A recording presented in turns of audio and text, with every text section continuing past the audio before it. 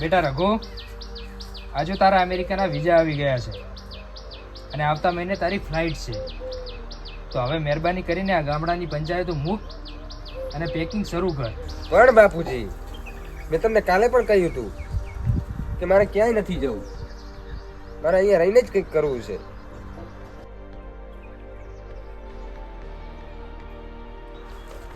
અહીં શું કરીશ?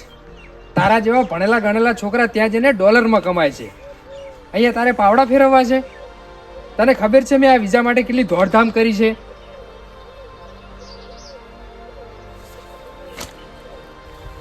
મને ખબર છે તમે મારું ભલું ઈચ્છો છો, પણ હું અમેરિકા જઈને માત્ર એક નંબર બનીને રહી જઈશ. આ ગામમાં રહીને હું હજારો લોકોના જીવન બદલી શકું એમ છું બાપુજી. એમ પણ બાપુજી, આપણી જમીન વેચીને મારે પરદેશમાં ગુલામી નથી કરવી. અરે રઘુ, આને લાઈફસ્ટાઈલ કહેવાય. ના બાપુજી, જે ધરતીએ આપણને અનાજ આપ્યું છે એને જરૂર છે આપણી અત્યારે. જો બધા ભણેલા છોકરા ભાગી જશે તો આ ગામડાઓ તો ખાલી થઈ જશે.